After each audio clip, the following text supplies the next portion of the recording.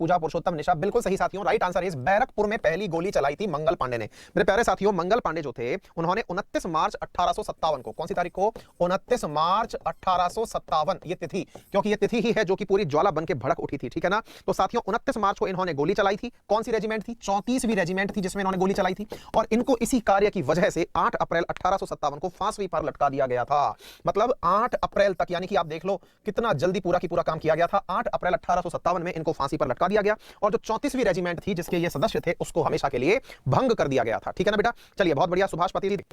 ये question basically इसलिए है क्योंकि बहादुर शाह को, मतलब प्रीवियस ईयर क्वेश्चन है हालांकि ये, लेकिन आप इसको अवश्य रूप से पढ़ के चलिएगा, क्योंकि यहां से आपको ये जानना जरूरी है कि बहादुर शाह को ही स्वतंत्रता सेनानी जो थे 1857 के, उन 1857 के सेनानियों ने अपना नेतृत्व दिया था कि साहब आप हमें लीड करिए। बताइए,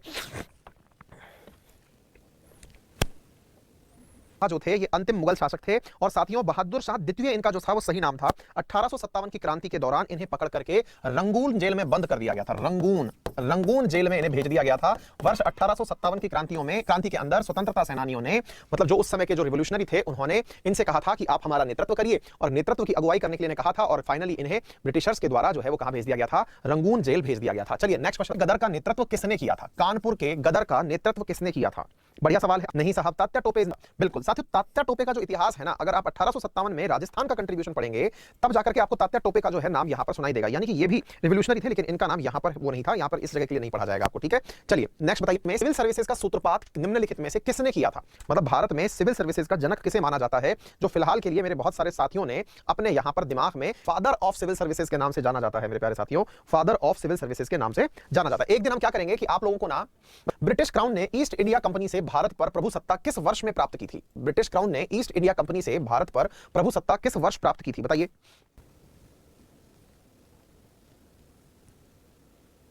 ईस्ट इंडिया कंपनी भारत पर प्रभुसत्ता, अब देखिए इस चीज को ना थोड़ा सा समझ लीजिएगा कि बेसिकली यहां पर प्रभुसत्ता हैं, तो वर्ष 1857 में तो क्या हुआ था?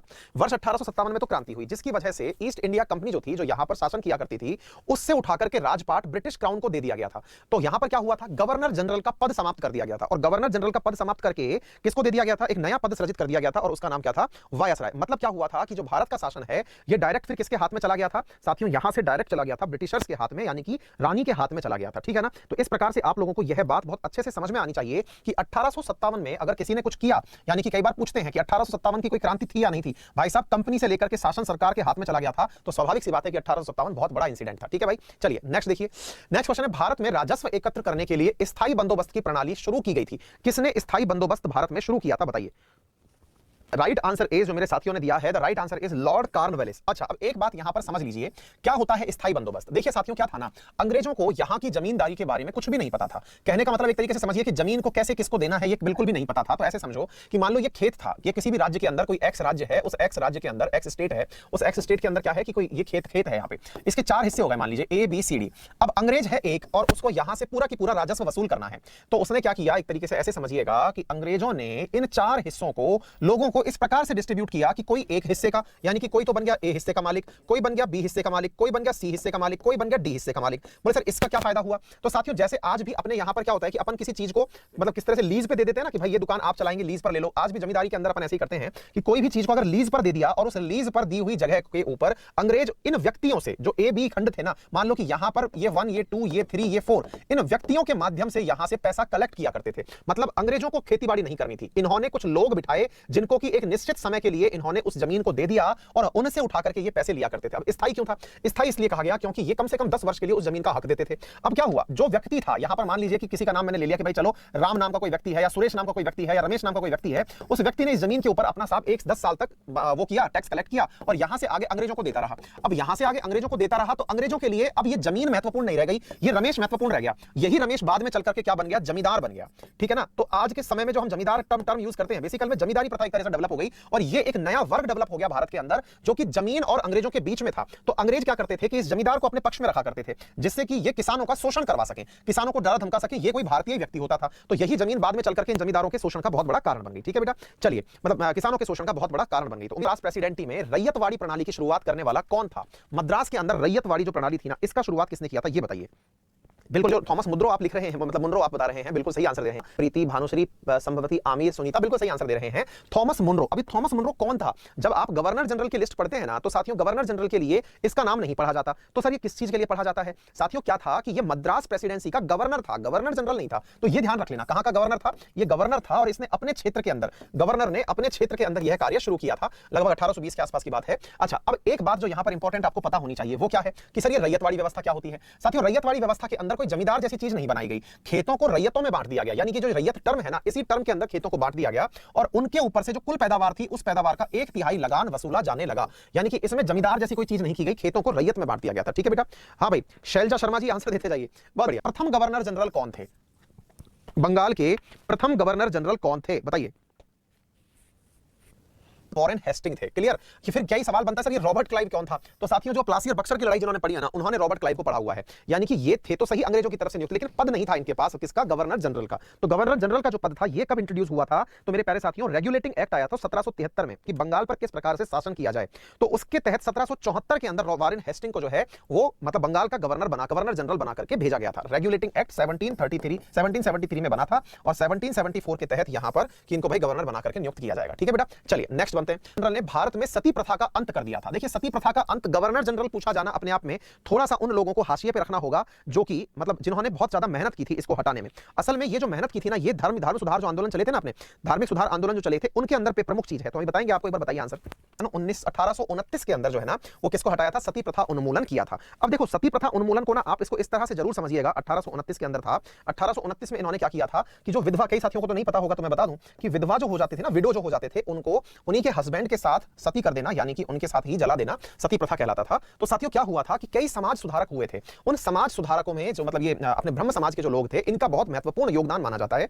और ब्रह्म समाज के राजा राम मोहन राय जैसे लोगों के द्वारा इस प्रकार का प्रयास किया गया कि पूरे समाज को अवेयर किया गया कि भाई ये किसी तरह से मानवीय कृत्य नहीं है, इसलिए इस कार्य को ना किया जाए, और इसके लिए जनजागृति लोगों में लाई गई। और विलियम बेंटिक से इस काम को करना गैर कानूनी बनवाया गया ताकि लोगों को कानून का डर देकर के भी इस कार्य से रोका जा सके। ठीक है ना? बहुत बढ़िया मेरे प्यारे साथियों। चलिए नेक्स्ट क्वेश्चन की तरफ बढ़ते हैं। भारतीय सिविल सेवा में अर्हता यानी कि जो क्वालिफिकेशंस हैं, प्रथम भारतीय कौन थे? माने कि पहली बार मतलब भारतीय सिविल सर्विसेज को पास करने वाले पहले भारतीय कौन थे? मुझे तो नाराज हो गए। अंदर अर्हता प्राप्त करने वाले कौन था जिन्होंने सबसे पहले ये एग्जाम क्रॉस क्वालिफाई किया था? तो देखिए अब कई तो टैगोर को भी बना दिए हैं। अरे भैया नहीं, ऐसा नहीं है।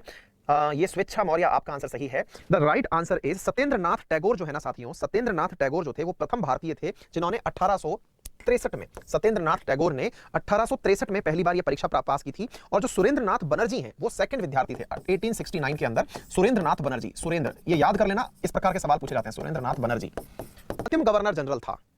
हाँ जी पवन सिंह जी ले लिया आपका नाम भी, आंसर देते जाइए।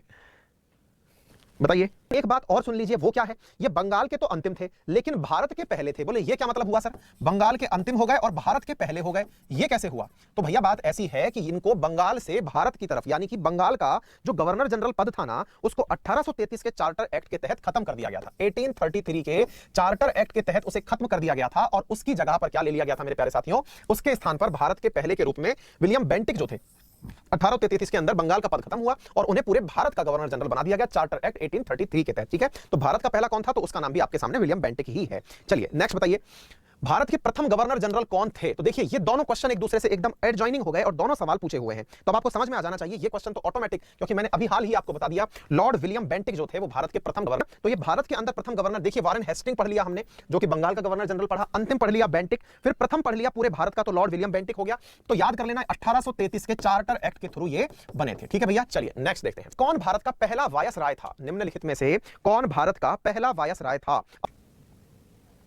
तो ये है मिस्टर शुभम और इनका आंसर है ना, ये भारत के, देखिए ध्यान से समझना, 1857 के दौरान क्या थे? ये गवर्नर जनरल हुआ करते थे। कौन? Lord Canning. तो आपसे ये सवाल भी पूछा जा सकता है कि भारत का अंतिम गवर्नर जनरल कौन था? भारत का अंतिम, तो भारत का अंतिम गवर्नर जनरल जो था वो ये कौन था? कैनिंग ही था। लॉर्ड कैनिंग ही गवर्नर जनरल था। यही गवर्नर जनरल जो पद था ये नाम बदल करके क्या हो गया था? वायसराय। तो भारत का प्रथम वायसराय कौन बना? तो भी मैंने आप लोगों के सामने आंसर कर दिया है। ठीक है ना? तो लॉर्ड कैनिंग याद रखना है, बेंटिक याद रखना है और हेस्टिंग याद रखना है। ये तो सवाल पूछे ही जाते हैं। ठीक है ना बेटा? चलिए नेक्स्ट, ऑफ लैप्स किसने प्रारंभ की थी? डॉक्ट्रिन ऑफ लैप्स किसने प्रारंभ की थी? बढ़िया सवाल है, बताइए। बना था डलहौजी के कारण, जो 1857 की क्रांति का प्रमुख कारण बना था। क्या था कि जिनके खुद की संतान नहीं है ना, मतलब अगर किसी राजा के बच्चा नहीं है तो उन्हें दत्तक पुत्र के आधार पर सत्ता नहीं चलानी है। अगर उनके खुद के संतान नहीं है तो साहब उनकी जो मतलब वो अगर मर जाते हैं तो उनकी जो पूरी जायदाद है या फिर उनकी जो पूरी रियासत है वो अंग्रेजों के अधीन चली जाएगी। यही थी डॉक्ट्रिन ऑफ लैप्स, जिसके चलते हुए मतलब ये तमाम विद्रोह हुए थे। इसके तहत 1848 में सतारा, 49 में जैतपुर, संभलपुर, 50 में बघाट, 52 के अंदर उदयपुर, 53 में झांसी, 54 में नागपुर, 55 में करौली, इनको इन्होंने अंग्रेजों ने अपने अधीन ले लिया था। ठीक है बेटा, चलिए नेक्स्ट बताइए, किस भारतीय राज्य पर कब्जा करने के लिए राज्य अपहरण नीति को नहीं अपनाया गया था? तो राज्य हड़प नीति के तहत इनमें से कौन सा राज्य है जिसको शामिल नहीं किया गया था? जल्दी से आंसर दे दीजिए भाई। राज्य को तो क्या है, आंग्ल और सिख विवाद था ना, उसी के थ्रू लाया गया था। ठीक है ना, दीपक कुमार पांडे जी बिल्कुल सही, क्योंकि बाकी जो मैंने अभी नाम लिए सतारा, नागपुर और झांसी, ये तो डॉक्ट्रिन ऑफ लैप्स के थ्रू ही तो आए थे। तो हड़प नीति कहिए, डॉक्ट्रिन ऑफ लैप्स कहिए, तो उसके थ्रू ये यहां पर एंट्री किए थे। ठीक है ना, तो उम्मीद है मेरे प्यारे साथियों ने आज